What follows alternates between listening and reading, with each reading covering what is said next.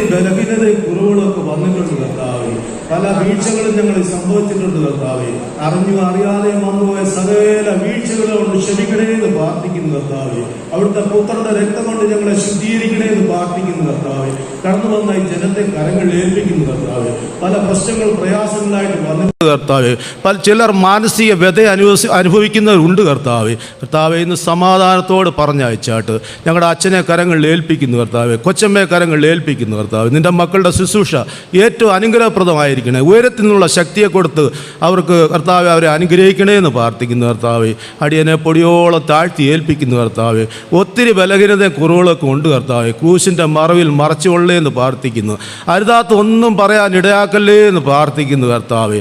കേൾക്കുന്നതിൻ്റെ മക്കളുടെ ഹൃദയത്തിൽ പതിരായി പോകാൻ അനുവദിക്കല്ലേ കർത്താവെ. 30, 60, 100 മേനി വിളഞ്ഞ് കർത്താവെ പുതിയ തീരുമാനങ്ങളെടുത്ത് ഈ ദേവാലയത്തിൽ മടങ്ങി പോകാൻ ഇടയാക്കിയാട്ട് മാനവും മഹത്വം നടത്താട്ട് യേശു അപ്പച്ചൻ്റെ നാമത്തിൽ കൃപ കേൾക്കുമാറാകണേ. നമ്മുടെ കർത്താവിൻ്റെ ഈ ലോക ജീവിതത്തിൽ ചെയ്ത ഏറ്റവും പ്രധാനപ്പെട്ട അത്ഭുതങ്ങളിൽ ഒന്നാണ് ഇന്ന് നാം വായിച്ച വേദഭാഗത്തുള്ളത്. 4 സുവിശേഷങ്ങളിലും ഒരുപോലെ പ്രസ്താവിച്ചിരിക്കുന്ന ഒരു അത്ഭുതവും ഇത് തന്നെയാണ്. ഇതിൻ്റെ പശ്ചാത്തലം ഇങ്ങനെയാണ്. നമ്മുടെ കർത്താവും ശിഷ്യന്മാരും കൂടെ വേറിട്ട് അല്പം വിശ്രമിക്കാനായി ഒരു നിർജ്ജന സ്ഥലത്തേക്ക് യാത്രയാവുകയാണ്. എന്നാൽ ആ യാത്രയെപ്പറ്റി മനസ്സിലാക്കിയ അനേകം ആളുകൾ കർത്താവ് ആ സ്ഥലത്ത് ചെന്നെത്തുന്നതിന് മുമ്പേ അവിടെ ചെന്നെത്തുകയുണ്ടായി. കർത്താവ് പടകിൽ നിന്ന് ഇറങ്ങിയപ്പോൾ അനേകം ആളുകൾ ഇടയനില്ലാത്ത ആടുകളെപ്പോലെ ചിന്നിയും ചിതറിയും നിൽക്കുന്നത് കണ്ടിട്ട് കർത്താവ് മനസ്സലിഞ്ഞിട്ട് അവരോട് പലതും ഉപദേശിക്കുവാൻ തുടങ്ങി. കർത്താവിൻ്റെ വായിൽ നിന്ന് വരുന്ന ലാവണ്യ വാക്കുകൾ നിമിത്തം എല്ലാവരും വിശപ്പും ദാഹവും മറന്നുകൊണ്ട് കർത്താവിൻ്റെ വായിൽ നിന്ന് വരുന്ന വചനം ശ്രവിച്ചുകൊണ്ടേയിരുന്നു. ഏതാണ്ട് സന്ധ്യയായി. ശിഷ്യന്മാർക്ക് ആവലാതിയായി. ഈ പുരുഷാരത്തെ എങ്ങനെയെങ്കിലും ഇവിടെ നിന്ന് പറഞ്ഞയക്കണം. കാരണം സന്ധ്യ ആവാറായി. അവർക്ക് അവരുടെ ഗ്രാമങ്ങളിൽ പോയി ഭക്ഷണം കൊള്ളേണ്ടതാണ്. അവർ ഓടി വന്ന് കർത്താവിൻ്റെ അടുക്കൽ പറഞ്ഞു, കർത്താവേ, ഈ ജനക്കൂട്ടത്തെ പറഞ്ഞയക്കണമേ, സന്ധ്യയായിരിക്കുന്നു. അതുകൊണ്ട് അവരുടെ ഊരുകളിൽ പോയി അവർക്ക് ഭക്ഷണം കൊള്ളേണ്ടതാണ്. അതുകൊണ്ട് എത്രയും പെട്ടെന്ന് അവരെ പറഞ്ഞയക്കണമെന്ന് പറഞ്ഞു. അപ്പോൾ കർത്താവ് അവരോട് പറഞ്ഞു, നിങ്ങളവർക്ക് ഭക്ഷിപ്പാൻ കൊടുപ്പീനെന്ന് പറഞ്ഞു. അപ്പോൾ ശിഷ്യന്മാർ കർത്താവിനോട് പറഞ്ഞു, കർത്താവേ, ഇത് മരുഭൂമിയാണ്, നിർജ്ജന പ്രദേശമാണ്, ഇവിടെ ഇത്രയും ജനങ്ങൾക്ക് ഭക്ഷിക്കാനുള്ള യാതൊരു മാർഗവുമില്ലല്ലോ, യാതൊരു വഴിയില്ലല്ലോ എന്ന് പറഞ്ഞു. അപ്പോൾ കർത്താവ് അവരോട് പറഞ്ഞു, നിങ്ങളുടെ പക്കൽ എന്തുണ്ട്? അപ്പോൾ അന്ത്രയോസ് എന്നൊരു ശിഷ്യൻ പറഞ്ഞു, ഇവിടെ ഒരു ബാലകനുണ്ട്, അവൻ്റെ കയ്യിൽ 5 അപ്പവും 2 മീനും ഉണ്ടെന്ന് പറഞ്ഞു. എന്നാൽ അത് എൻ്റെ കയ്യിൽ കൊണ്ടുതരാൻ പറഞ്ഞു. അവർ ആ 5 അപ്പവും 2 മീനും കർത്താവിൻ്റെ കയ്യിൽ കൊണ്ടുകൊടുത്തു. കർത്താവ് അവരോട് പറഞ്ഞു, നിങ്ങൾ പുരുഷാരത്തെ പന്തിയായി ഇരുത്താൻ പറഞ്ഞു. അവർ 50, 100 പുരുഷാരത്തെ പന്തിയായി ഇരുത്തി. കർത്താവ് ആ 5 അപ്പവും 2 മീനും ഉയർത്തി സ്വർഗത്തേക്ക് നോക്കി വാഴ്ത്തി നുറുക്കി ശിഷ്യന്മാരുടെ കയ്യിൽ കൊടുത്തു. ശിഷ്യന്മാർ അത് കൊണ്ടുപോയി പുരുഷാരത്തിന് വിളമ്പി. എല്ലാവരും തിന്ന് തൃപ്തരായി. ശേഷിച്ച അപ്പം 12 കൊട്ട നിറച്ചെടുത്തു. ഈ അത്ഭുതം നടന്നത് ശിഷ്യന്മാരുണ്ടായത് കൊണ്ടുമല്ല, ബാലകനുണ്ടായത് കൊണ്ടുമല്ല, നമ്മുടെ അത്ഭുത പുരുഷനായ കർത്താവ് ആ മരുഭൂമിയിൽ വന്നതുകൊണ്ടാണ്. വിശ്വസിക്കുന്നുണ്ടോ പ്രിയപ്പെട്ടവരെ? നമ്മുടെ കർത്താവ് ഈ മരുഭൂമിയിൽ വന്നതുകൊണ്ടാണ് ഈ അത്ഭുതം നടന്നത്. നമ്മുടെ കർത്താവ് നമ്മുടെ ജീവിതമാകുന്ന മരുഭൂമിയിൽ വന്നാൽ നമ്മുടെ ജീവിതത്തിനാകെ ഒരു മാറ്റമുണ്ടാവും. ക്ഷീണം മാറും, നമ്മുടെ രോഗം മാറും, നമ്മുടെ വേദനകൾ മാറും, നമ്മുടെ വരൾച്ചയുടെ അനുഭവം മാറും. നമ്മുടെ കർത്താവ് ജീവിതത്തിൽ വന്നാൽ ഒരു അത്ഭുത ജീവിതമായി നമ്മുടെ ജീവിതം മാറും. വിശ്വസിക്കുന്നുണ്ടോ പ്രിയപ്പെട്ടവരെ? നമ്മുടെ കർത്താവ് നമ്മുടെ ജീവിതത്തിൽ വന്നാൽ ഒരു അത്ഭുത ജീവിതമാകും എന്ന്, നമ്മുടെ ജീവിതം ഒരു അത്ഭുത ജീവിതമാകുമെന്ന് വിശ്വസിക്കുന്നവർ കരങ്ങളെ ഉയർത്തി ഹല്ലേലൂയ പറഞ്ഞാട്ടെ. ഈ ഹല്ലേലൂയയ്ക്ക് പ്രതിഫലം കിട്ടാതെ പോകത്തില്ല പ്രിയപ്പെട്ടവരെ. ഹല്ലേലൂയ പറഞ്ഞവർക്കും പറയാത്തവർക്കും ദൈവം പ്രതിഫലം കൊടുക്കട്ടെ. ഈ ഭാഗത്ത് നിന്ന് 3 ചിന്തകൾ നിങ്ങളോട് പങ്കുവെക്കാനായിട്ടാണ് ആഗ്രഹിക്കുന്നത്. ഒന്ന്, നമ്മുടെ കർത്താവ് അസാധ്യത്തെ സാധ്യമാക്കുന്ന ഒരു ദൈവമാണ്. അസാധ്യത്തെ സാധ്യമാക്കുന്ന ദൈവമാണ് നമ്മുടെ കർത്താവ്. ശിഷ്യന്മാർ കർത്താവിനോട് പറയുകയാണ്, ഈ പുരുഷാരത്തെ പറഞ്ഞയക്കണമെന്ന് പറയുമ്പോൾ കർത്താവ് എന്താണ് പറഞ്ഞു? നിങ്ങളവർക്ക് ഭക്ഷിപ്പാൻ കൊടുപ്പിൻ. എങ്ങനെ കൊടുക്കും? മരുഭൂമിയാണ്, നിർജ്ജന പ്രദേശമാണ്. ഇവിടെ ഇത്രയും ജനത്തിന് ഭക്ഷിക്കാൻ കൊടുക്കാൻ എങ്ങനെ സാധിക്കും? അസാധ്യമായ കാര്യമാണ്. മരുഭൂമിയെപ്പറ്റി നമുക്കറിയാം. ഗൾഫിൽ നിന്നൊക്കെ മടങ്ങി നാട്ടിലൊക്കെ വന്നവർക്ക് മരുഭൂമിയെപ്പറ്റി അറിയാം. അതുപോലെ മൊബൈലിലും ടി വിയിലൊക്കെ നമ്മൾ ഈ മരുഭൂമിയുടെ പിക്ചർ കണ്ടിട്ടുണ്ട്. അവിടെ ഒന്നുമില്ല പ്രിയപ്പെട്ടവരെ, മണലാരണ്യമാണ്. നോക്കത്താ ദൂരത്തോളം മണലിങ്ങനെ പരന്നു കിടക്കുകയാണ്. അങ്ങും ഇങ്ങുമൊക്കെ കുറച്ച് മുൾച്ചെടികൾ മാത്രമേ കാണുവാൻ സാധിക്കത്തുള്ളൂ. ഈ സ്ഥലത്താണ് കർത്താവ് പറയുന്നത്, നിങ്ങൾ അവർക്ക് ഭക്ഷിപ്പാൻ കൊടുക്കാൻ. എങ്ങനെ കൊടുക്കും? 5 പേരായിരുന്നെങ്കിൽ പ്രശ്നമില്ലായിരുന്നു. ഏതാണ്ട് 5000-ഓളം വരുന്ന ജനക്കൂട്ടത്തിന് എങ്ങനെ ഭക്ഷിപ്പാൻ കൊടുക്കും? ചിലപ്പോൾ ശിഷ്യന്മാർ മനസ്സിലെങ്കിലും പറഞ്ഞു കാണും, ഈ കർത്താവിന് വട്ടുവല്ലതുകൊണ്ടോ ഇത്രയും ജനത്തിനെങ്ങനെ ഭക്ഷിപ്പാൻ കൊടുക്കാൻ സാധിക്കും? ഇത് അസാധ്യമാണ്, അസാധ്യമാണ്, അസാധ്യമാണ്. പ്രിയവരെ, എൻ്റെ നിങ്ങളുടെ ജീവിതത്തിൽ ഇതുപോലുള്ള അസാധ്യങ്ങൾ പലതും നമ്മുടെ ജീവിതത്തിൽ സംഭവിച്ചിട്ടില്ലേ പ്രിയപ്പെട്ടവരെ? ചില രോഗങ്ങൾ വന്നാൽ ഡോക്ടർ പറയും, കൊണ്ടുപോക്കോ, വീട്ടിൽ കൊണ്ടുപോക്കോ, ഞങ്ങളെ കൊണ്ട് ചെയ്യാവുന്നതെല്ലാം ചെയ്തു കഴിഞ്ഞു, ഇനി ഞങ്ങൾക്കൊന്നും ചെയ്യാനില്ല, നിങ്ങളിനി ഈ രോഗിയെ കൊണ്ട് എവിടെ കൊണ്ടുപോയാലും ഞങ്ങൾ ചെയ്തതിന് അപ്പുറം ഒന്നും ചെയ്യാൻ പറ്റത്തില്ല, നിങ്ങൾ വീട്ടിൽ കൊണ്ടുപോക്കോ, മറ്റേ ആൾക്കാരെയൊക്കെ അറിയിക്കേണ്ടവരെയൊക്കെ അറിയിക്കുക, ഏതെങ്കിലും ഭക്ഷണം ഇഷ്ടമുള്ള ഭക്ഷണമൊക്കെ വെച്ചു കൊടുക്ക്. കൂടിപ്പോയാൽ ഒരു 30 ദിവസം, അതിനപ്പുറം ഈ രോഗി ജീവിച്ചിരിക്കത്തില്ല. ചിലപ്പോൾ രോഗി കേൾക്കാതെ ആയിരിക്കും പറഞ്ഞത്, എന്നാലും 2 ദിവസം കഴിയുമ്പോൾ രോഗി അറിയും, കർത്താവേ, ഞാൻ ഈ ലോകത്തു നിന്ന് മാറ്റപ്പെടാൻ പോവുകയാണല്ലോ, എൻ്റെ ബന്ധുക്കളെ സ്വന്തക്കാരെയൊക്കെ വിട്ടിട്ട് ഈ ലോകത്ത് നിന്ന് തന്നെ മാറ്റപ്പെടാൻ പോവുകയാണ്, എൻ്റെ രോഗം മാറുന്നത് അസാധ്യമാണ്. പ്രിയപ്പെട്ടവരെ, നെഞ്ചുരുകി ഓരോ ദിവസം തള്ളി നീക്കേണ്ട അവസ്ഥ. അതുപോലെ ചില കടഭാരങ്ങൾ വന്നാൽ ഇത് തന്നെയാണ് അവസ്ഥ. ലക്ഷക്കണക്കിന് രൂപയുടെ ബാധ്യത ആര് തീർക്കും? ആര് തന്നെ സഹായിക്കും? എത്രയോ പേരോട് അവധി പറഞ്ഞു കഴിഞ്ഞു. ഇനി എൻ്റെ കടഭാരം മാറ്റുന്നത് ആരെയും കൊണ്ട് സാധിക്കത്തില്ല. എൻ്റെ കടം മാറുന്നത് അസാധ്യമാണ്. പ്രിയമുള്ളവരെ, ഇങ്ങനെയുള്ള ചില അസാധ്യങ്ങൾ കാരണം ജീവിതത്തെ തന്നെ മുക്കിക്കളയുന്നവർ അനേകരാണ്. ഈ പടക കിഴക്കോട്ട് ഓടിച്ചു നോക്കി, ഇല്ല, രക്ഷയില്ല. വടക്കോട്ട് ഓടിച്ചു നോക്കി, രക്ഷയില്ല. പടിഞ്ഞാറോട്ട് ഓടിച്ചു നോക്കി, രക്ഷയില്ല. എന്നാൽ ഒരു കച്ചിത്തുരുമ്പ് പോലും കിട്ടുന്നു, എന്നാൽ മുക്കിക്കളഞ്ഞേക്കാം. മുക്കിക്കളയുന്ന അനേകം ആളുകൾ, തങ്ങളുടെ ജീവിതത്തെ തന്നെ മുക്കിക്കളയുന്ന അനേകം ആളുകൾ, ചില അസാധ്യങ്ങൾ മൂലം ജീവിതത്തെ മുക്കിക്കളയുന്ന അനേകം ആളുകളെ നമുക്ക് കാണുവാനായിട്ട് സാധിക്കും. ചില വർഷങ്ങൾക്ക് മുമ്പ് എൻ്റെ ഹൃദയത്തിൽ തങ്ങി നിൽക്കുന്ന 1-2 സംഭവങ്ങൾ നിങ്ങളോട് ഞാൻ പറഞ്ഞുകൊള്ളട്ടെ. കൊല്ലം പുനലൂർ ട്രെയിനിൻ്റെ മുമ്പിൽ ഒരു അമ്മാമ്മ ചാടി ആത്മഹത്യ ചെയ്തു. എനിക്ക് പരിചയമുള്ള അത്ര കൂടുതലല്ലെങ്കിലും ചില ഇടയ്ക്കിടയ്ക്ക് കാണാറുള്ള ഒരു അമ്മാമയായിരുന്നു. പുനലൂർ ദേശത്തൊക്കെ വെച്ചിട്ട് അവർ ഭാര്യയും ഭർത്താവൊക്കെ പർച്ചേസൊക്കെ ചെയ്തു പോകുന്നത് ഞാൻ കണ്ടിട്ടുണ്ട്. തലയിലൊരു സ്ക്രാഫ് ഇട്ടിട്ടുണ്ട്. പിന്നീട് മനസ്സിലായി തലയിൽ മുടിയില്ലായിരുന്നു, അതുകൊണ്ടാണ് ഈ തുണി കെട്ടിയിരുന്നത് മനസ്സിലായി. ഇച്ചിരി സാമ്പത്തികമുള്ള ഒരു അമ്മാമയായിരുന്നു. ഒരു ദിവസം മനസ്സിലായി, ഈ അമ്മാമ്മ ട്രെയിനിൻ്റെ മുമ്പിൽ ചാടി ആത്മഹത്യ ചെയ്തു. കൂടുതലായിട്ട് അറിയാൻ പിന്നീട് അറിഞ്ഞത്, ഈ അമ്മാമ്മയ്ക്ക് ക്യാൻസർ എന്ന രോഗമുണ്ടായിരുന്നു. ഈ അമ്മാമ്മയ്ക്ക് കീമോ ഒക്കെ എടുത്തായിരുന്നു ഈ അമ്മാമ്മയുടെ തലയിലെ മുടിയൊക്കെ പോയത്. ഈ അമ്മാമ്മ ചിലപ്പോൾ മനസ്സിൽ ചിന്തിച്ചു കാണും, എൻ്റെ ഈ രോഗം മാറുന്ന രോഗമല്ല, ഈ രോഗം അസാധ്യമാണ് മാറുക എന്നത്. ഞാൻ മരിക്കുവോളം ഈ വേദനയെ തിന്നിങ്ങനെ ജീവിക്കണം. അതുമാത്രമല്ല, ഒത്തിരി പണം ചെലവാക്കണം. ചിലപ്പോൾ എൻ്റെ ഭവനത്തിലുള്ളവർക്ക് ഈ പണം ചെലവാക്കാനൊക്കെ ബുദ്ധിമുട്ടുണ്ടാവും. മനസ്സോടെ ആയിരിക്കും ഈ പണമൊക്കെ ചെലവാക്കുന്നത്. അതുമാത്രമല്ല, തന്നെയും കൊണ്ട് ആശുപത്രിയിലൊക്കെ കൊണ്ട് നടക്കണം. അവർക്കതൊക്കെ ഒരു ബുദ്ധിമുട്ടാവും. ഇതൊക്കെ ചെയ്താലും എൻ്റെ രോഗം മാറുമോ? മാറത്തുമില്ല. അതുകൊണ്ട് ഒരു നാഴിക്ക് മുമ്പ് എൻ്റെ ജീവിതത്തെ നശിപ്പിച്ചു കളയും, ജീവിതത്തെ മുക്കിക്കളയുക. ഒരു ദിവസം കേട്ട് പ്രിയപ്പെട്ടവരെ, ഈ അമ്മാമ്മ ഈ ട്രെയിനിൻ്റെ മുമ്പിൽ ചാടി ആത്മഹത്യ ചെയ്തു. ഇത് ഒറ്റപ്പെട്ട സംഭവമൊന്നുമല്ല, നമ്മുടെ ചുറ്റുപാടും നടക്കുന്ന സംഭവങ്ങൾ തന്നെയാണ്. പത്രമെടുത്ത് നോക്കിയാൽ ഇതുപോലുള്ള ഇഷ്ടംപോലെ സംഭവങ്ങൾ നമുക്ക് വായിക്കുവാൻ സാധിക്കും. മറ്റൊരു സംഭവം കേട്ടാട്ടെ, കൊല്ലത്തെ ഒരു കുടുംബം കൂട്ടത്തോടെ ആത്മഹത്യ ചെയ്തു. രാവിലെ പാലും കൊണ്ട് ചെന്ന ആ സ്ത്രീ മുട്ടി വിളിച്ചപ്പോൾ കതവ് തുറക്കുന്നില്ല. അവർ കൂടുതലായിട്ട് മുട്ടിയപ്പോൾ ഒരു ശബ്ദവും കേൾക്കാതെ ഉണ്ട്. അയൽവക്കക്കാരെല്ലാം വിളിച്ച് ജനലടിച്ച് തുറന്നപ്പോൾ 5 ശവശരീരങ്ങൾ ഉള്ളിൽ കിടക്കുക. അപ്പനും അമ്മയും 2 മക്കളും ഒരു പട്ടിയും. 5 മൃതദേഹം ഒരേപോലെ കിടക്കുക. പോലീസിനെ വിളിച്ചു, കതവ് തല്ലിപ്പൊളിച്ചു. കൂടുതലായിട്ടുള്ള അന്വേഷണം നടത്തിയപ്പോൾ ഈ വ്യക്തിക്ക് വലിയ കടമുള്ള വ്യക്തിയായിരുന്നു, കടഭാരമുള്ള വ്യക്തിയായിരുന്നു. അനേകം ആളുകളോട് അവധി പറഞ്ഞു മടുത്തു.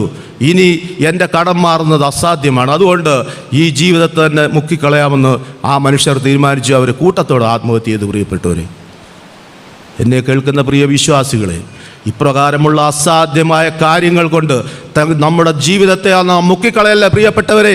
അസാധ്യത്തെ സാധ്യമാക്കി തരുന്ന ഒരു തമ്പുരാനുണ്ട് പ്രിയപ്പെട്ടവരെ. അവൻ മരുഭൂമിയിൽ വന്നിട്ടുണ്ട്. അവൻ അസാധ്യത്തെ സാധ്യമാക്കി തരുന്ന ദൈവമാണ്. എത്രയോ ഉദാഹരണങ്ങൾ നമുക്ക് തിരുവചനത്തിലൂടെ കാണുവാൻ സാധിക്കും. ലാസറിന്റെ കല്ലറയിലേക്ക് നോക്കിയാട്ട് ലാസർ മരിച്ചിട്ട് 4 ദിവസമായി. കർത്താവ് അവിടെ ചെല്ലുമ്പോൾ അലമുറയിട്ട് കരയുകയാണ് 2 സഹോദരിമാർ. കർത്താവേ, നീ ഇവിടെ ഉണ്ടായിരുന്നെങ്കിൽ എൻ്റെ സഹോദരൻ മരിക്കത്തില്ലായിരുന്നു. നിലവിളിച്ച് നെഞ്ചത്തടിച്ച് കരയുക 2 സഹോദരിമാർ. ആ കണ്ണുനീര് കണ്ട് കർത്താവ് കണ്ണുനീര് ഉരുണ്ടു വന്നു. കർത്താവ് കരഞ്ഞു എന്നാണ് തിരുവചനം പറയുന്നത്. കർത്താവ് ആ സഹോദരിമാരുടെ കണ്ണുനീര് കണ്ട് കരഞ്ഞു പ്രിയപ്പെട്ടവരെ. ഒരു കാര്യം നിങ്ങളോട് പറയട്ടെ, നമ്മുടെ ഭവനങ്ങളിൽ എന്തെങ്കിലും ഒരു അനർത്ഥം സംഭവിക്കുമ്പോൾ ഏറ്റവും കൂടുതൽ ദുഃഖിക്കുന്നത് ആരാണെന്നറിയാമോ? നമ്മുടെ ഭവനത്തിലെ സ്ത്രീജനങ്ങളാണ്. പുരുഷന്മാരൊക്കെ 2 തുള്ളി കണ്ണീരൊക്കെ പൊഴിച്ചിട്ട് പെട്ടെന്ന് അവരെ തന്നെ നിയന്ത്രിച്ച് അവർ സ്ട്രോങ് ആയിക്കോളും. പക്ഷേ ഈ സ്ത്രീകളെന്ന് പറഞ്ഞാൽ അവരുടെ കരച്ചിൽ ഒരു കാലത്തും തീരത്തില്ല. കരഞ്ഞ് ദിവസങ്ങളോളം കടന്ന് കരയും. എന്തുകൊണ്ടാണെന്നറിയാമോ പ്രിയപ്പെട്ടവരെ? വേദപുസ്തകം പറയുന്നു സ്ത്രീ ബലഹീന പാത്രമാണെന്ന്. അവർക്ക് ഒന്നിനും നിയന്ത്രിക്കാൻ പറ്റത്തില്ല. കരഞ്ഞ് അവർ ദിവസങ്ങളോളം അവരുടെ ദുഃഖം നീണ്ടു നിൽക്കും പ്രിയപ്പെട്ടവരെ. ഒരു കാര്യം വ്യക്തമായിട്ട് എൻ്റെ സഹോദരിമാരോട് പറയുകയാണ്, നിങ്ങൾ ഈ ഭൂമിയിൽ കരയുമ്പോൾ നമ്മുടെ കർത്താവ് സ്വർഗത്തിൽ കണ്ണുനീര് പൊഴിക്കുന്നുണ്ട്. വിശ്വസിക്കുന്നുണ്ടോ പ്രിയപ്പെട്ടവരെ? നിങ്ങൾ ഈ ഭൂമിയിൽ കണ്ണുനീര് പൊഴിക്കുമ്പോൾ കർത്താവ് സ്വർഗത്തിൽ കണ്ണുനീര് പൊഴിക്കുന്നുണ്ട്. അത് മാത്രമല്ല, ഭൂമിയിലെ നിങ്ങളെ കണ്ണുനീര് മാറ്റുവാൻ കർത്താവ് ചില പദ്ധതികളും തയ്യാറാക്കുന്നുണ്ട് പ്രിയപ്പെട്ടവരെ. ഇവിടെ ഇതാ മാർത്തയും മറിയ എന്ന സഹോദരിമാരുടെ കണ്ണീര് മാറ്റാൻ കർത്താവ് ചില പദ്ധതിയുമായിട്ട് അവിടെ ചെന്നിരിക്കുകയാണ്. ഒന്നും ചെയ്താൽ അവരുടെ കണ്ണുനീര് മാറത്തില്ലെന്ന് കർത്താവിന് അറിയാം. അവരുടെ സഹോദരനെ തിരിച്ചു കൊടുത്തെങ്കിലേ ആ കണ്ണുനീര് മാറത്തുള്ളൂ എന്ന് കർത്താവിന് അറിയാം. അതുകൊണ്ട് കല്ലറയുടെ അടുക്കൽ നിന്നവരോട് പറഞ്ഞു, കല്ലുരുട്ടി മാറ്റാൻ പറഞ്ഞു. അതിനുശേഷം ലാസറെ പുറത്തു വാ എന്ന് പറഞ്ഞു. ലാസർ പുറത്തു വന്നു. ആ സഹോദരിമാരുടെ കണ്ണുനീര് എന്നേക്കുമായി മാറ്റിക്കൊടുത്തു പ്രിയപ്പെട്ടവരെ. നമ്മുടെ ദൈവം അസാധ്യത്തെ സാധ്യമാക്കുന്ന ദൈവമാണ്. ഇതാ മറ്റൊരു സഹോദരിയുടെ നിലവിളി കർത്താവിൻ്റെ കാതുകളിൽ എത്തിയിരിക്കുകയാണ്. കൂടെ നിൽക്കുന്നവർക്ക് അത് കേൾക്കാൻ സാധിക്കത്തില്ല. കാരണം കിലോമീറ്ററുകൾ ദൂരെ നിന്നാണ് ഒരു നിലവിളി വരുന്നത്. ആ നിലവിളി കേട്ടെടുത്തോട്ട് കർത്താവ് നടന്നു നീങ്ങുകയാണ്. എവിടെ നിന്നാണെന്നറിയാമോ ആ നിലവിളി? നയിൻ പട്ടണത്തിൽ നിന്നാണ് ആ നിലവിളി വരുന്നത്. അവിടെ ഒരു വിധവയുടെ ഏക മകൻ മരിച്ചിരിക്കുകയാണ്. അവൾ അലമുറയിട്ട് നിലവിളിക്കുകയാണ്. ആ നിലവിളിയാണ് കർത്താവ് കേട്ടത്. കർത്താവ് ആ നയിൻ പട്ടണത്തിലേക്ക് നടക്കുകയാണ്. ആ വിധവയെപ്പറ്റി പറഞ്ഞാൽ ചില നാളുകൾക്ക് മുമ്പ്, ചില വർഷങ്ങൾക്ക് മുമ്പ് അവരുടെ ഭർത്താവ് മരിച്ചായിരുന്നു. അന്നും അവൾ അലമുറയിട്ട് നിലവിളിച്ചതാ. അന്ന് അവൾക്കൊരു പ്രതീക്ഷയുണ്ടായിരുന്നു, എനിക്കൊരു മകനുണ്ടല്ലോ, അവൻ എന്നെ നോക്കിക്കോളും, അവൻ എന്നെ കരുതിക്കോളും, അവൻ എന്നെ എൻ്റെ വാർദ്ധക്യത്തിൽ സംരക്ഷിച്ചുകൊള്ളും. എന്നാൽ ഇപ്പോൾ ഇതാ സകല പ്രതീക്ഷയും നശിച്ചുകൊണ്ട് തൻ്റെ ഏക മകൻ ഇതാ മരിച്ചു കിടക്കുകയാണ്. ശവമഞ്ചം ഇങ്ങനെ നീങ്ങിക്കൊണ്ടിരിക്കുകയാണ്. അവൾ മഞ്ചത്തിൻ്റെ പുറേ നെഞ്ചത്തടിച്ച് നിലവിളിച്ച് കരഞ്ഞു വീഴുകയാണ്. ശവമഞ്ചം ഇതാ പട്ടണ വാതിൽക്കലെത്തി. കൃത്യസമയത്ത് തന്നെ കർത്താവ് അവിടെ എത്തി. കർത്താവ് ആ സഹോദരിയോട് പറയാണ്, മകളെ, നീ കരയേണ്ട മകളെ, നീ കരയരുത്. നിന്റെ കരച്ചിൽ മാറ്റാനുള്ള പദ്ധതിയുമായിട്ടാണ് ഞാനിവിടെ വന്നിരിക്കുന്നത്. നിന്റെ കരച്ചിൽ മാറ്റൂ ഇപ്പോൾ. ഉടനെ ആ പഞ്ചക്കാരോട് അവിടെ നിർത്തി മഞ്ചത്തിൽ തൊട്ടു. ആ യൗവനക്കാരനോട് പറഞ്ഞു, യൗവനക്കാരൻ എഴുന്നേൽക്കാൻ പറഞ്ഞു. അങ്ങനെ യൗവനക്കാരൻ എഴുന്നേറ്റ് നിന്ന് സംസാരിക്കാൻ തുടങ്ങി. പ്രിയമുള്ളവരെ, ആ മകനെ അമ്മയ്ക്ക് തിരിച്ചു കൊടുത്ത് ആ അമ്മയുടെ എന്നേക്കുമായുള്ള കണ്ണീര് മാറ്റിക്കൊടുത്തു കർത്താവ്. ദൈവം അസാധ്യത്തെ സാധ്യമാക്കി തരുന്ന ദൈവമാണ് പ്രിയപ്പെട്ടവരെ. പിന്നീട് അവിടെ നിന്ന് നടന്ന സംഭവം നിങ്ങളൊന്ന് ചിന്തിച്ചു നോക്കിയാട്ട് എൻ്റെ ഉള്ളിലെ ഭാവനയെ തമ്പുരാൻ തന്നൊരു ചിന്ത ഞാൻ പറഞ്ഞുകൊള്ളാം. ഈ വിലാപയാത്ര പിന്നീട് ഒരു ഘോഷയാത്രയായി മാറിക്കാണും. ഈ വിലാപയാത്ര പിന്നീട് ഒരു ഘോഷയാത്രയായി മാറിക്കാണും. ഘോഷയാത്ര കണ്ടിട്ടുണ്ടോ? ചില ദിവസങ്ങൾക്ക് മുമ്പ് ഞാൻ ഈ അടുത്തൊരു അമ്പലത്തിലെ ഘോഷയാത്ര കാണാൻ എനിക്ക് ഇടയായി. ഞാൻ ഇങ്ങനെ സ്കൂട്ടറിൽ പോയപ്പോൾ അവിടെ ട്രാഫിക് ജാമായത് കാരണം ഒരു സൈഡിൽ നിന്ന് ഞാൻ ഈ ഘോഷയാത്ര കാണാൻ എനിക്ക് സാധിച്ചു. ചില ഫ്ലോട്ടുകളൊക്കെ പോകുമ്പോൾ ഒരു ചെണ്ടമേളമുണ്ട്. പിന്നെ പുറയിൽ പണ്ടൊക്കെ എന്ന് പറഞ്ഞാൽ കൂടിയ ആൾക്കാർ ചില ഇച്ചിരി മദ്യമൊക്കെ കഴിച്ചവരൊക്കെ കയ്യും കാലും ഒക്കെ ഇങ്ങനെ പൊക്കുന്നതൊക്കെ കണ്ടിട്ടുണ്ട്. പക്ഷേ ഈ പ്രാവശ്യം കണ്ട ഘോഷയാത്രയ്ക്ക് ഒരു പ്രത്യേകത ഉണ്ടായിരുന്നു. ഈ ഫ്ലോട്ടുകളുടെ പിന്നിൽ ആണും പെണ്ണും ഒരുപോലെ ഡാൻസ് കളിച്ചുകൊണ്ട് പോകുന്ന ഘോഷയാത്ര. എൻ്റെ ഈ എളിയ ഭാവനയിൽ വന്നൊരു കാര്യം ഞാൻ പറഞ്ഞുകൊള്ളട്ടെ പ്രിയപ്പെട്ടവരെ. ഈ വിലാപയാത്ര അവിടെ വന്ന ബന്ധുക്കളും സകല ആൾക്കാരും ഒരു ഡാൻസ് കളിച്ച് അവരുടെ ഊരുകളിലേക്ക് പോയി കാണുമെന്നാണ് എൻ്റെ ഒരു ഭാവന പറയുന്നത്. പ്രിയമുള്ളവരെ, നിങ്ങളുടെ വിലാപയാത്ര ഘോഷയാത്രയാക്കുന്ന ഒരു ദൈവമുണ്ട്. നിങ്ങളുടെ സങ്കടങ്ങളെ മാറ്റിത്തരുന്ന ഒരു ദൈവമുണ്ട്. നിങ്ങളുടെ ഡാൻസാക്കി മാറ്റുന്ന ഒരു ദൈവമുണ്ട്. നിങ്ങളെ സംരക്ഷിക്കുന്ന ഒരു ദൈവമുണ്ട്. അസാധ്യത്തെ സാധ്യമാക്കുന്ന ഒരു ദൈവമുണ്ട് പ്രിയപ്പെട്ടവരെ. അതുകൊണ്ട് മുങ്ങരുത്, മുക്കരുത്. നിങ്ങളുടെ ജീവിതത്തെ നിങ്ങൾ മുക്കിക്കളയല്ലേ. അസാധ്യത്തെ സാധ്യമാക്കുന്ന ദൈവം മരുഭൂമിയിൽ വന്നിട്ടുണ്ട്. ഇവിടെ ഇതാ ശിഷ്യന്മാർ പറയുന്നു, അയ്യോ അസാധ്യമാണ്, അസാധ്യമാണ്, എങ്ങനെ ഇവർക്ക് ഭക്ഷണം കൊടുക്കാൻ സാധിക്കും? അസാധ്യത്തെ സാധ്യമാക്കുന്ന ഒരു ദൈവം നമുക്കുണ്ട് പ്രിയപ്പെട്ടവരെ. ഈ ഭാഗത്തുനിന്ന് ഒരു കാര്യം കൂടെ ഞാൻ പറഞ്ഞുകൊള്ളട്ടെ. ഈ ദേവാലയത്തിൽ ഇരിക്കുന്ന ആരെങ്കിലും, കർത്താവെ, ഞാൻ ചില നാൾ, നീ അസാധ്യത്തെ സാധ്യമാക്കുന്ന ദൈവമാണല്ലോ, ഞാൻ ചില നാളുകളായിട്ട് നിന്നോട് ഒരു ആവശ്യം ഞാൻ പ്രാർത്ഥിച്ചുകൊണ്ടിരിക്കുകയാണല്ലോ, എനിക്കതെന്താ നടത്തി തരാത്തത്? വർഷങ്ങളായിട്ട് ഞാൻ ഒരു ആവശ്യം ചോദിച്ചുകൊണ്ടിരിക്കുമല്ലേ, എനിക്കെന്താ നടത്തി തരാത്തത്? ചിലർ ചോദിക്കും, ഞങ്ങൾ ഈ ഇടവകയായിട്ടൊരു കാര്യത്തിന് വേണ്ടി ഞങ്ങൾ പ്രാർത്ഥിച്ചല്ലോ, അതെന്താ ഞങ്ങൾക്ക് നടത്തി തരാഞ്ഞെന്ന് പലരും ചോദിക്കുന്നുണ്ടാവും. അതിനുത്തരം ഇതാണ് പ്രിയപ്പെട്ടവരെ, ദൈവം നല്ലത് മാത്രമേ ചെയ്യത്തുള്ളൂ, ദൈവം നന്മ മാത്രമേ ചെയ്യത്തുള്ളൂ. റോമാലേഖനം 8-ാം അധ്യായത്തിൽ പൗലോസ് അപ്പോസ്തലൻ വിളിച്ചു പറയുന്നു, ദൈവത്തെ സ്നേഹിക്കുന്നവർക്ക്, നിർണയപ്രകാരം വിളിക്കപ്പെട്ടവർക്ക് സകലതും നന്മയ്ക്കായി വ്യാപരിക്കുന്നു. സകലതും നന്മയ്ക്കാണ് പ്രിയപ്പെട്ടവർ. തന്നതും തന്നില്ലെങ്കിലും നന്മയ്ക്കാണ്, ചെയ്താലും ചെയ്തില്ലെങ്കിലും നന്മയ്ക്കാണ്. അത് പിന്നീട് നമുക്ക് മനസ്സിലാവും. ദൈവം നന്മ മാത്രമേ ചെയ്യത്തുള്ളൂ. ദൈവം അസാധ്യത സാധ്യമാക്കി തരുന്നെന്ന് വിശ്വസിക്കുന്നവർ ഹല്ലേലൂയ പറഞ്ഞാട്ടെ. ഈ ഭാഗത്ത് നിന്ന് രണ്ടാമതൊരു ചിന്ത, അവൻ കരുതുന്ന ദൈവമാണ്. മർക്കോസിൻ്റെ സുവിശേഷം 8-ാം അധ്യായം 3-ാം വാക്യത്തിൽ പറയുന്നു, അവർക്ക് ഭക്ഷണം കൊടുക്കുക, അല്ലെങ്കിൽ വഴിയിൽ അവർ തളർന്ന് വീണുപോകും. മനുഷ്യരുടെ ആത്മീയ ആവശ്യം മാത്രമല്ല, ശരീരത്തിൻ്റെ ആവശ്യത്തിനും കരുതലുള്ളൊരു കർത്താവാണ് നമ്മുടെ കർത്താവ്. നമ്മുടെ ജീവിതത്തിലെ സമസ്ത കാര്യങ്ങളും കരുതുന്നൊരു കർത്താവ് പ്രിയപ്പെട്ടത് നമ്മുടെ കർത്താവ്. കഴിഞ്ഞ കാലങ്ങളിൽ നമ്മളെ ഒന്ന് ചിന്തിച്ച് നോക്കിയാട്ട്, നമ്മുടെ ഭവനമില്ലായിരുന്ന ഭവനം തന്ന് അനുഗ്രഹിച്ചു, മക്കളെ തന്നു, മക്കൾക്ക് ഭാവി കാര്യങ്ങളെല്ലാം ക്രമീകരിച്ചു തന്നു, ജോലി, വിവാഹം എല്ലാം തമ്പുരാൻ നമുക്ക് വേണ്ടി കരുതിയില്ലേ പ്രിയപ്പെട്ടവരെ. അവൻ കരുതുന്ന ദൈവമാണ്. തിരുവേദന പരിശോധിച്ച് നോക്കിയാട്ട് അവൻ്റെ ഭക്തന്മാരെ എങ്ങനെയാണ് കരുതിയിരിക്കുന്നത്. ഒന്നാമതായി ആദ്യമായി നമുക്ക് ചിന്തിക്കാൻ പറ്റുന്ന അബ്രഹാമിനെ പറ്റിയാണ്. മോറിയ മലയിലേക്ക് സ്വന്തം പുത്രനെയും കൊണ്ട്, പൊന്നോമന മകനെയും കൊണ്ട് യാഗം കഴിക്കാനായി പോകുന്ന അബ്രഹാം വിറയ്ക്കുന്ന പാദങ്ങളുമായി നെഞ്ചുരുകിക്കൊണ്ട് ആ മകനെയും കൊണ്ട് യാഗം കഴിക്കാനായിട്ട് കൊണ്ടുപോവാണ്. തേങ്ങലടക്കിക്കൊണ്ടാണ് അവൻ പോകുന്നത്. മകൻ ഇടയ്ക്ക് വെച്ച് ചോദിക്കുന്നത്, അപ്പാ, തീയുണ്ട്, വിറകുണ്ട്, കത്തിയുണ്ട്, യാഗം കഴിക്കാനുള്ള ആട്ടുംകുട്ടി എവിടാണ്? അവൻ തേങ്ങലടക്കിക്കൊണ്ട് പറഞ്ഞു, മകനെ, ദൈവം ഒരു ആട്ടുംകുട്ടിയെ കരുതും മോനെ. പെട്ടെന്ന് അവർ മോറിയ മലയിലെത്തി. അവൻ വിറയ്ക്കുന്ന കരങ്ങളോടെ യാഗപീഠം പണിതു. പെട്ടെന്ന് അവൻ തൻ്റെ മകനെ പിടിച്ചുകെട്ടി യാഗപീഠത്തിന്മേൽ കിടത്തി, കത്തിയെടുത്ത് അറക്കാനായിട്ട്. പെട്ടെന്ന് സ്വർഗം താടിറങ്ങി വന്നു. ദൈവം തമ്പുരാൻ അവനോട് സംസാരിച്ചു, അബ്രഹാമേ, നീ ബാലൻ്റെ മേൽ കൈവെക്കരുത്, നീ പിന്നാമ്പുറത്തോട്ട് നോക്കിയാട്ട് അവിടെ നിനക്ക് വേണ്ടി ഞാൻ ഒരു ആട്ടുംകുട്ടിയെ കരുതിയിട്ടുണ്ട്, നീ ആട്ടുംകുട്ടിയെ യാഗം കഴിക്കാൻ പറഞ്ഞു. പെട്ടെന്ന് അബ്രഹാം തന്നെ ബാലനെ കെട്ടഴിച്ച് താഴെ ഇറക്കി, പിന്നാമ്പുറത്തുള്ള ആട്ടുംകുട്ടിയെടുത്ത് യാഗം കഴിച്ചു. അവൻ ആ സ്ഥലത്തിന് പേരിട്ടു യഹോവ ഈരേ, യഹോവ കരുതുന്നവൻ.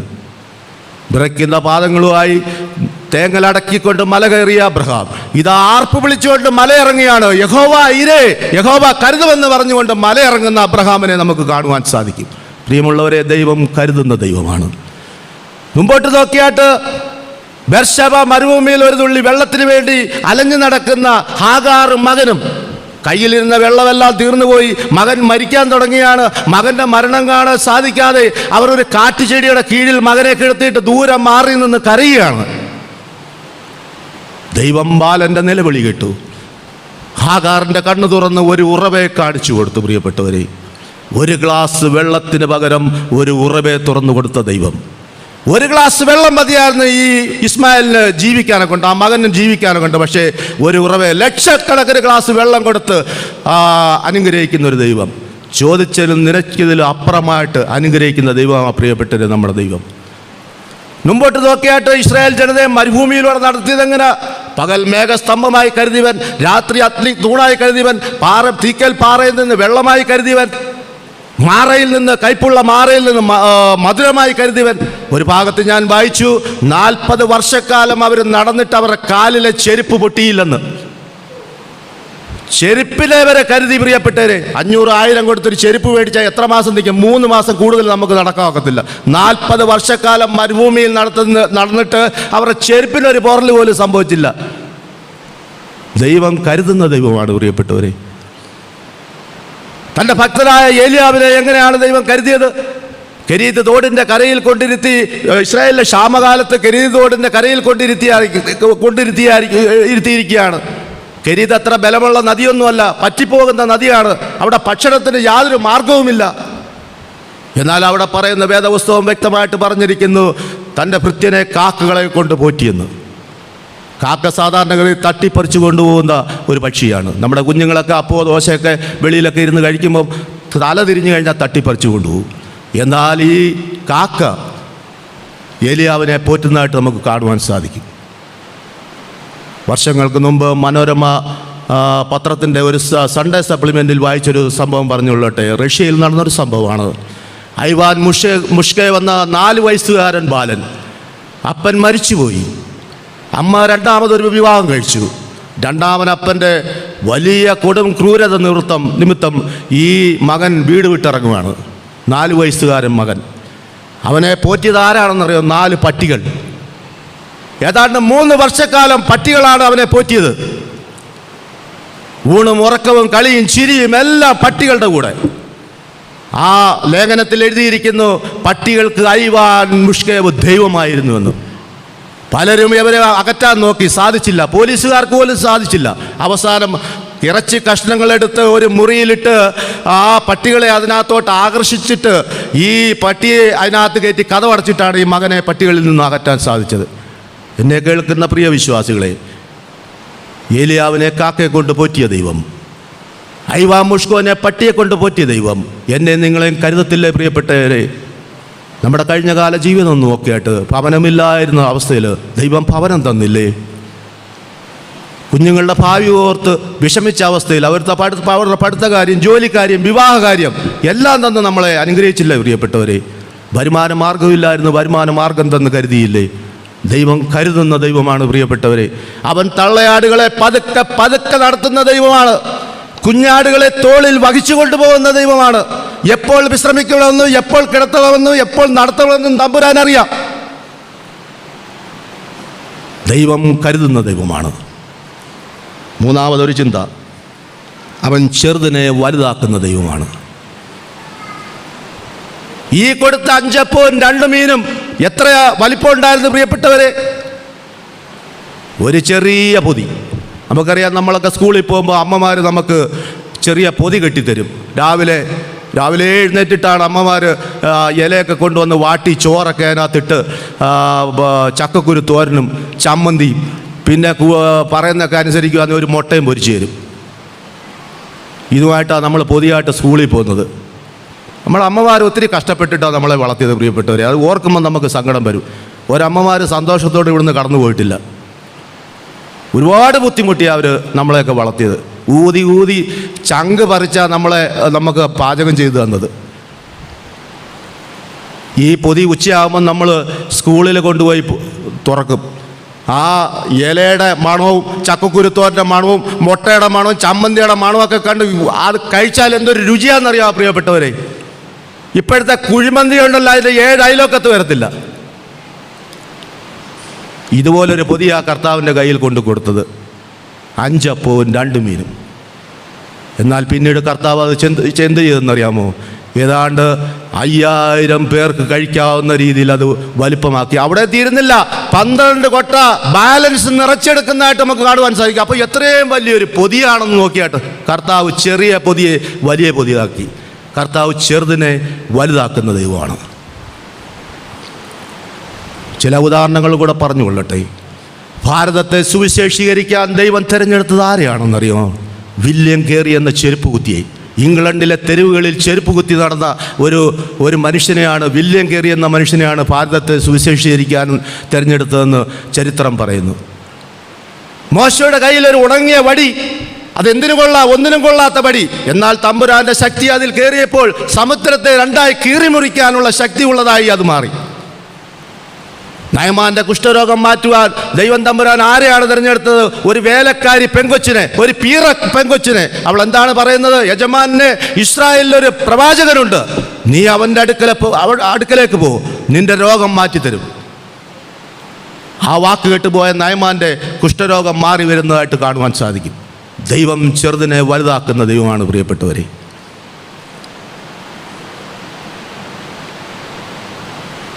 വർഷങ്ങൾക്ക് മുമ്പ് ഈ ദേവാലയത്തിലെ ഏറ്റവും ചെറിയൊരു വ്യക്തിയായിരുന്നു ഞാൻ.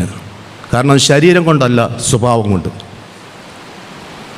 വിശ്വാസ സമൂഹത്തെ പുച്ഛിക്കുന്ന ഒരു സ്വഭാവം ഉണ്ടായിരുന്നു. നീയൊക്കെ എന്തിനാ പള്ളിയിൽ പോകുന്നത്? ഒരു വല്ലാത്തൊരു സ്വഭാവം. വേറെ ജോലിയൊന്നുമില്ലയോ എന്നൊക്കെ പറഞ്ഞ് പുച്ഛിക്കുകയും പരിഹസിക്കുകയും ചെയ്യുന്ന ഒരു കാലഘട്ടം എൻ്റെ ജീവിതത്തിലുണ്ടായിരുന്നു. എന്നാൽ അതേ വിശ്വാസ സമൂഹത്തിൻ്റെ മുമ്പിൽ ദൈവവചനമായി എഴുന്നേറ്റ് നിൽക്കുക എന്ന് പറയുന്ന ഞാനൊരു വലിയ പദവിയായിട്ടാണ് കാണുന്നത് പ്രിയപ്പെട്ടവരെ. ദൈവം ചെറുതിനെ വലുതാക്കുന്ന ദൈവമാണ്. എന്നെ കേൾക്കുന്ന പ്രിയ വിശ്വാസികളെ, ദൈവം ചെറുതിനെ വലുതാക്കും. ആ ഭക്ഷണപ്പൊതി ചെറിയൊരു ഭക്ഷണപ്പൊതിയായിരുന്നു, എന്നാൽ അത് വലിയൊരു പൊതിയാക്കി മാറ്റുന്ന ദൈവം.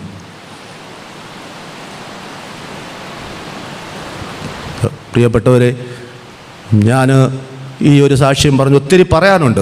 ഞാൻ നീതിമാനാണെന്നൊന്നും ഞാൻ പറയത്തില്ല. ഒരുപാട് വട്ടം വീണിട്ടുണ്ട്. എന്നാൽ വീണെടുത്ത് നിന്ന് ഉത്കണ്ഠപ്പെട്ട് കാത്തിരുന്ന് നമ്മളെ വീണ്ടെടുക്കുന്നൊരു ദൈവമുണ്ട് പ്രിയപ്പെട്ടവരെ. കരങ്ങളെ കൊടുത്താട്ട് അവൻ എഴുന്നേൽപ്പിക്കും നമ്മളെ. മടങ്ങി വന്നാൽ നമ്മളെ വീണ്ടെടുക്കുന്നൊരു ദൈവമാണ്. നമുക്ക് പ്രാർത്ഥിക്കാം. കരുണാസമ്പന്നനും നീതിമാനുമായ സ്വർഗീയ പിതാവേ, കർത്താവെ, ഈ ദേവാലയത്തിൽ വരുവാൻ, വചനമായി എഴുന്നേറ്റ് നിൽക്കുവാൻ, അങ്ങയുടെ പാദത്തിലായിരിക്കുവാൻ ഞങ്ങൾക്ക് തന്ന അവസരത്തെ ഓർത്ത് സ്തോത്രം കർത്താവേ. കർത്താവെ, ഞങ്ങൾ കേൾപ്പിച്ച വചനത്തിനായി സ്തോത്രം കർത്താവേ. കർത്താവെ, അസാധ്യത്തെ സാധ്യമാക്കി തരുന്ന ഒരു ദൈവത്തെപ്പറ്റി ഞങ്ങളെ കേൾപ്പിച്ചല്ലോ കർത്താവേ.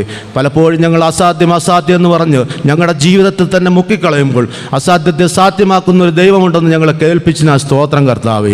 കർത്താവെ, കരുതുന്നൊരു ദൈവത്തെപ്പറ്റി ഞങ്ങളെ കേൾപ്പിച്ചല്ലോ കർത്താവേ. ഞങ്ങളുടെ ഭവനത്തെ, ഞങ്ങളുടെ മുറ്റുമായി ഞങ്ങളെല്ലാം കരുതിയത് ഓർക്കുന്ന കർത്താവ്. ഞങ്ങളുടെ കുടുംബത്തെ കരുതി ഓർക്കുന്ന കർത്താവ്. ഞങ്ങളുടെ ജീവിതത്തെ എല്ലാം കരുതി ഓർക്കുന്ന കർത്താവ്. ആ കരുതുന്ന ദൈവത്തെ ഓർത്ത് സ്തോത്രം ചെയ്യുന്നു കർത്താവേ. അവിടുന്ന് ചെറുതിനെ വലുതാക്കുന്ന ദൈവമാണല്ലോ കർത്താവേ. കർത്താവെ, ഞങ്ങൾ ഏതുമില്ല ഒന്നുമില്ലായിരുന്നു സ്ഥാനത്ത് ഞങ്ങളെ ഇത്രത്തോളം വലുതാക്കി ഓർത്ത് സ്തോത്രം കർത്താവേ. മറ്റുള്ളവർക്കും അപമാന പാത്രമായി ജീവിക്കുന്ന സ്ഥാനത്ത് ഞങ്ങളെ ഇത്രത്തോളം കരുതി ഓർത്ത് സ്തോത്രം കർത്താവേ. കർത്താവെ, ഞങ്ങൾ പുതിയ തീരുമാനങ്ങളെടുത്ത് പോകുവാൻ ഇടയാക്കണേ എന്ന് പ്രാർത്ഥിക്കുന്നു കർത്താവേ. ലോകമോഹങ്ങളിൽപ്പെട്ട് ഇടയാകാതെ കാത്തു സൂക്ഷിക്കണേ കർത്താവേ. ദൈവിക വെളിച്ചത്തിൻ്റെ ശോഭ നഷ്ടപ്പെടുത്താതെ കാത്തു സൂക്ഷിക്കണേ എന്ന് പ്രാർത്ഥിക്കുന്നു കർത്താവേ. വീണ് പോകുന്നിടത്ത് വീണ്ടെടുക്കുന്നൊരു ദൈവമുണ്ടെന്ന് ഞങ്ങളെ കേൾപ്പിച്ചല്ലോ കർത്താവേ. കർത്താവ്, വീണ് പോകുന്നവരെ ഉത്കണ്ഠയോട് കാത്തിരുന്ന് കർത്താവെ തിരിച്ച് വീണ്ടെടുക്കുന്ന ഒരു പിതാവുണ്ടെന്ന് ഞങ്ങളെ കേൾപ്പിച്ച സ്തോത്രം കർത്താവേ. കർത്താവെ, അവിടുത്തെ വചനത്തിനനുസരിച്ച് ജീവിക്കുവാൻ കൃപ തരണം. ഞങ്ങൾ ഇന്നൊരു തീരുമാനം എടുക്കുന്നു കർത്താവേ. പുതിയ തീരുമാനം എടുക്കുകയാണ് കർത്താവേ. ഞങ്ങളുടെ വാക്കുകൾക്കൊരു വ്യത്യാസം തരണേ കർത്താവേ. ഞങ്ങളുടെ ചിന്തകൾക്കൊരു മാറ്റം തരണേ കർത്താവേ. ഞങ്ങളുടെ നോട്ടത്തിനൊരു വ്യത്യാസം തരണേ കർത്താവേ. ഇന്നലെ നോക്കിയത് ഇനി നോക്കാൻ ഞങ്ങളെ ഇടയാക്കല്ലേ എന്ന് പ്രാർത്ഥിക്കുന്നു കർത്താവേ. പുതിയ പുതിയ തീരുമാനങ്ങളെടുത്ത് ഞങ്ങൾ മടങ്ങിപ്പോവാൻ ഇടയാക്കണേ എന്ന് പ്രാർത്ഥിക്കുന്നു കർത്താവേ. ഇന്നു മുതൽ ഞങ്ങൾ നിൻ്റെ വകയാണ്. നിൻ്റെ ഇഷ്ടം ചെയ്ത് ജീവിക്കാൻ ഞങ്ങൾ ആഗ്രഹിക്കുന്നു കർത്താവേ. അവിടുന്ന് ഞങ്ങളുടെ തീരുമാനത്തെ വാഴ്ത്തി അനുഗ്രഹിക്കണേ എന്ന് പ്രാർത്ഥിക്കുന്നു കർത്താവേ. ഞങ്ങളുടെ മടക്കയാത്ര എല്ലാം കൂടെ ഇരിക്കണേ. മാനവ മഹത്തോടെ നിർത്താട്ട് യേശു അപ്പച്ചൻ്റെ നാമത്തിൽ കൃപ കേൾക്കുമാറാകണമേ.